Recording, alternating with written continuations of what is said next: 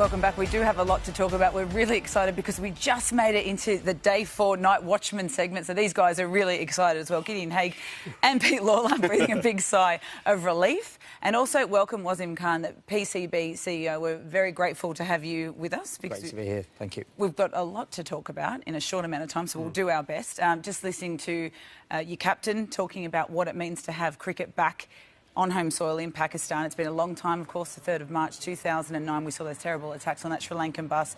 6 Pakistan policemen died, 2 civilians as well, and it's been a long time since there's been international cricket, and only in October we saw the T20s return, and Sri Lanka is returning for a test series in just a short amount of time. What is that going to mean to the people of Pakistan to see it back home? Well, Mel, there's 220 million people. Politics and cricket are the 2 main diets in the whole country, and the country's been starved of cricket for a very long time. There's still a huge appetite for Test cricket, and you know, we've probably lost half a generation who haven't seen their heroes play locally and wanting to sort of imitate them and then go on and play the game. So there's been a huge impact to us both financially and from a point of view of the next generation coming through. Just expand a bit financially what you mean. What kind of a hit Pakistan's taken in that regard? Yeah, just to give you an example, we recently played Australia in the UAE. We played 5 one-day internationals. Probably cost us close to $2 million. And unfortunately, nobody watches over there, so it's just a complete loss-making exercise for us. And, you know, again, people are watching from afar, from 3 hours away. In Pakistan, everybody's tuned in to watch it, and our players are walking out to empty stadiums, and many of these haven't even played in front of their home crowd, so it's going to be a huge, huge moment. Yeah, it's going to be unbelievable, that moment when they play Sri Lanka in their test arena. To you two, how much has world cricket missed Pakistan being a force and playing on home soil, and how much does it need Pakistan back? Well, I think it desperately needs the return of the marquee series of India versus Pakistan. That's, you know, it should be the rival to the Ashes, shouldn't it, those head-to-head competitions? And while you haven't had a lot of cricket in Pakistan, you have had a lot of the other traditional recreation of politics. Can you talk us through what the loss of that relationship with India has been worth, and where you see the relations between the 2 countries now? Look, I think that we've had a bit of a false dawn at various times where we think we're very close to playing India again, and then something happens. And obviously they recently had their elections, and there's a new, well, the Parliament's in there again, and Modi's in there, and he's got a very different view in terms of Pakistan, which is a bit more of a hardline view. And we've got a very good relationship with the BCCI, but unfortunately they have to go to their government to get permission. And both our men's team and women's team, we're not playing India at the moment. You know, we're willing to play anywhere, but unfortunately their government's not giving them permission. But, you know, again, you talk about rivalries. You know, 1 billion people in India, 220 million in Pakistan, diaspora all over the world. They're not getting the opportunity to watch that series, and I think other countries love watching it as well because of the rivalry.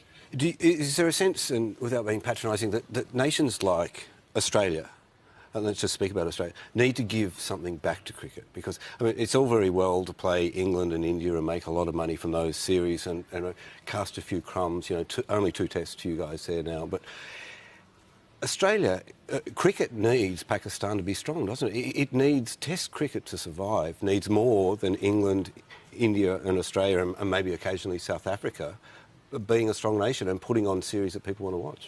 Well, I mean, certainly one of the things that I've spoken to with Cricket Australia, with Kevin Roberts, is a sort of an in-principle agreement that we play 3 test matches in the future every time we play against each other, and we're exploring A tours as well, which is fantastic, really. You know, we've got over 250 foreign players who've now registered for the Pakistan Super League from 15 different countries. You know, the MCC are sending a tour over, which Kumar Sangakkara will captain.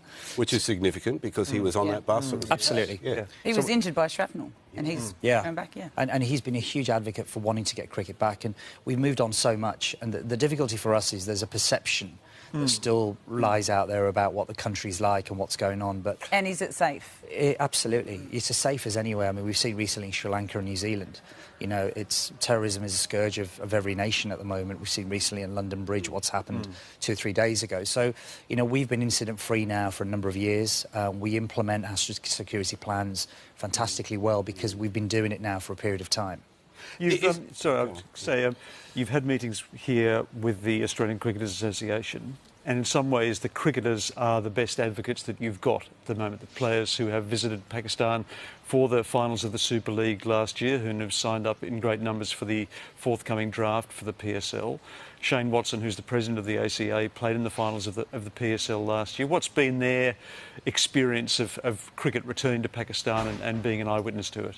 I think Shane's been an advocate. I think there was a recent quote from him, very, very positive quote, saying it's probably the safest place in the world to play cricket. So they've walked away with really good experiences. All international players who've been over have spoken very fondly about their time. In fact, with Sri Lanka, who recently came for the white ball series, when they went back, their feedback was, can you just lay off the security a little bit? You know, because it's just too much. And so, you know, it's a difficult one for us because we need to find the balance. It's a beautiful picture here. This is the fans in Lahore thanking Sri Lanka in that first T20 clash for coming to Pakistan and playing. Just tell us about the current health of... You've been in the job for 10 months. A couple of things. I want to know what's going on with the women. I know there are some positive things there. OK, two-part question. I'll go with that first because there's a lot happening. Yeah, definitely, Mel. And one of the things is, you know, that you can't underestimate the importance of the women's game in Pakistan and the value that brings to society within Pakistan because of the cultural issues. Trying to bring credence and give a value to women is hugely, hugely important. You know, I come from England where, you know, you look at equality and everything else, and Pakistan is still not the case. So the women's cricketers are not only symbols for sports people, but also for empowerment of women within the country. So we've little basic stuff, such as we've changed our selection panel to 3 females, 3 ex-players, average age of 34. All domestic players now get paid to play in domestic cricket. The girls fly business class. We've improved the value of the central contracts. So there's a number of things we're continually doing, and we're just going to keep getting better and better and start doing more and more with that. And what about in terms of the men? The current health obviously struggling somewhat on this tour. There's a fair bit of youth as well. What about the teenagers you've got in terms of your pacemen? There will be questions asked. A 16-year-old who obviously struggled, Naseem Shah, 19-year-old as well. Are these the best in terms of that we're used to quality fast bowlers from Pakistan? What do you think about the current state of the squad? Yeah, look, I know Waqar Younis is very, very excited by the young crop of bowlers we've got. We've got Musa Khan, we saw Mohammad Hasnain in the white ball games, and obviously we've got Shaheen Afridi and Naseem as well. So I think that we've just got to be a bit patient. I think what Pakistan isn't very good at, particularly the public, is being patient.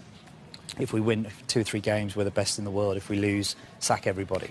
You have learned quite a lot of patience over the last 10 years, haven't you? Yeah, absolutely. So for us, it's important that we back these guys. We've seen some really good glimpses here. I think the Pakistan teams of the past, when they're under the pump, perhaps would have fallen very quickly. But these guys have fought, and we've seen great performances from the likes of Rizwan, obviously Babar, Shan Masood today, and Yasir Shah as well yesterday. I haven't sat on this couch and seen another person speak more than these two, so it's been great to get your thoughts. I'm sorry, you two. We've got the next test, don't worry about it, but it's been an absolute pleasure having you come and sit with us and just let us know what's going on with Pakistan. We wish you so much luck with this test series, and let's hope everyone gets on board and goes back to Pakistan and it becomes the force that it was. Thank you, Mel. Thank you, guys. And thank you guys as well. Thanks.